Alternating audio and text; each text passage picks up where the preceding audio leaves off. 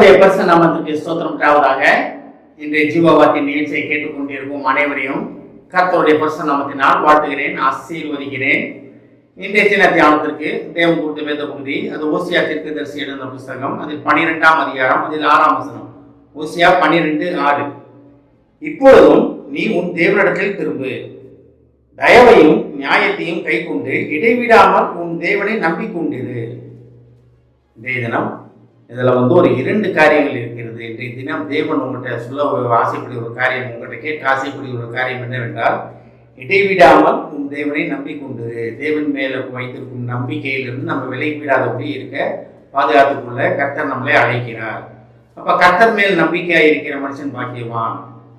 அப்போ கர்த்தர் மேல் நம்பிக்கை வைப்பதற்காக கர்த்தர் நம்மளை அழைக்கிறார். ஒருவேளை நம்பிக்கை இழந்த சூழ்நிலை நம்ம இருக்கலாம்.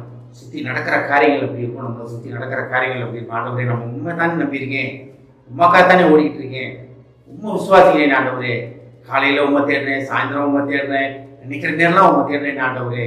நான் வேத வசிக்கிறேன், ஆலயத்துக்கு முழுங்க போகிறேன், எல்லாம் சரின்னு ஆண்டவரே. எனக்கு உண்மை நடக்க மாட்டேங்குது, என் பிள்ளைகள் வாழ்க்கையிலேயே உண்மை நடக்கலை, எனக்கு ஏன் இந்த உடல்நல குறைவு, குடும்பத்திலேயே பணப்பற்றாக்குறை, எனக்கு ஏன் இந்த கஷ்டங்கள், எனக்கு ஏன் குடும்பத்தில் பிள்ளைகள் இல்லை, என் குடும்பத்தில் கணவன் மனைவிகள் எப்போ தான் சண்டையாக இருக்கே, குடும்பம் 2ஆக இருக்கே, சொந்த பந்தத்துக்குள்ள உறவுல சரியில்லையே, கூட பிறந்தவங்களுக்குள்ள உறவு சரியில்லையே, ஆனால் நான் உண்மை நம்பியிருக்கிறேன் ஆண்டவரே, எனக்கு ஏன் இந்த பிரச்சனை அப்படின்னு கேட்காதவங்க ரொம்ப ரொம்ப கம்மி. அது உண்மையாக நம்ம எல்லாமே ஒத்துக்கணும். உண்மையிலேயே அது நடக்கத்தான் செய்யுது. ஆனாலும் தேவன் என்ன சொல்றாரு, இடைவிடாமல் உன் தேவனை நம்பிக்கொண்டிருப்பதற்காக கர்த்தர் அழைக்கிறார். அந்த நம்பிக்கை தான் நம்ம சகலத்திலிருந்து விடுதலை செய்யும். நம்பிக்கையும் விசுவாசமும் நெருக்கி ஒன்று தான். நம்பிக்கை விசுவாசம் இல்லாமல் நம்ப முடியாது, நம்பிக்கை எல்லாம் விசுவாசம் இருக்கு, ரெண்டுமே நெருக்கி ஒரே வார்த்தை தான், ஒரே அர்த்தத்தில் தான் அது வரும்.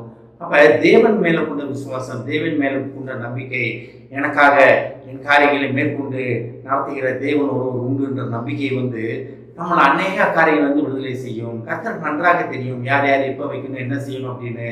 ஒருவேளை நம்ம வீடுகளில் போராட்டங்கள், பிரச்சனைகள், நம்ம ஏமாற்றிட்டாங்கன்னு நினைக்கிறோம், வர வேண்டிய காசு போச்சு, வர வேண்டிய சொத்துக்கள் போச்சு, என்ன ஏமாற்றிட்டாங்க அப்படின்னு நினைக்கிறோம்.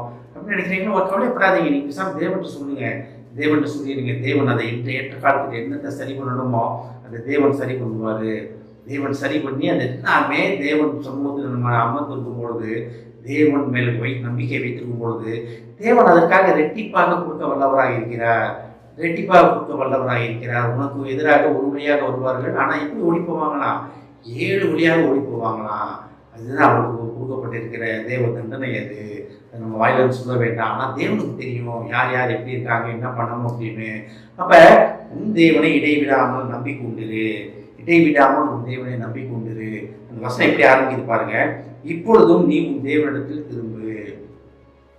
ஒருவேளை நம்ம போராட்டமே இருக்கு, எனக்கு என்ன ஆண்டவரே உங்களை கேட்டு கேட்டு என்ன, நான் நீ உங்கள்கிட்ட கேட்கவே மாட்டேன் ஆண்டவரே, இந்த பிரச்சனையை பற்றி பேசவே மாட்டேன் ஆண்டவரே, உங்களுக்கு சுத்தம்லாம் சரியா ஆண்டவரே அப்படின்னு தேவன்கிட்ட ஒரு சில காரியங்களை நம்ம கேட்காம விட்டுருவோமா? எல்லாருமே அந்த சூழ்நிலையில் வந்திருப்போம்.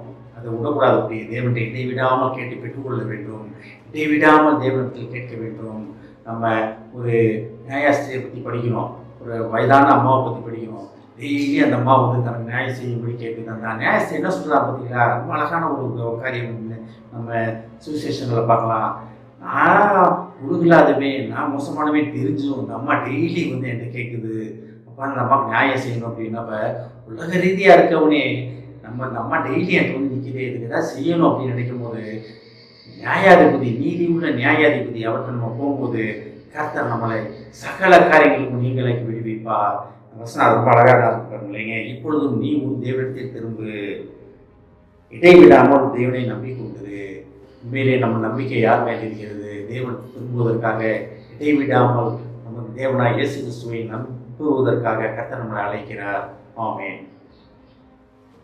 எங்களை அதிகமான அன்பின் பரலோக பிதாவே, கர்த்தாவே, நாங்கள் இப்பொழுது தேவனிடத்தில் உம்மிடத்தில் திரும்பி இடைவிடாமல் உண்மை நம்பிக்கொண்டிருப்பதற்கு நீர் எங்களை அழைத்ததற்காக நன்றி ஆண்டவரே.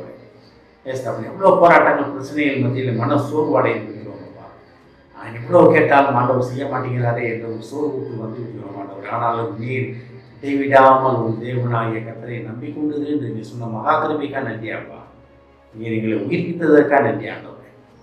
நாங்கள் உம்மிடத்தில் திரும்பி இடைவிடாமல் உம்மிடத்தில் கேட்டு நாங்கள் பெற்றுக்கொள்ள நீர் எங்களை அழைப்பதற்காக நன்றியானவரை கேட்கிற எவனும் பெற்றுக்கொள்கிறான் என்பதுபடி எங்கள் நம்பிக்கை கொடுக்கிற தேவனாய் உண்மையில் வைத்து அதை நாங்கள் பெற்றுக்கொள்ள உதவி செய்வோம்ப்பா. அழைத்த ஒரு உண்மையுள்ளவர் அந்த வேஸ்ட் இதை கேட்டுக்கொண்டு ஒவ்வொருவரையும் ஆசீர்வதிக்கிறோம் அப்பா. ஒவ்வொரு குடும்பத்தையும் ஆசீர்வதிக்கிறோம் ஆண்டவரே. குடும்பத்தில் உள்ள கடன் பிரச்சனைகள் போராட்டங்கள் அன்னைக்கும் உமதுகத்தை தெரியும்.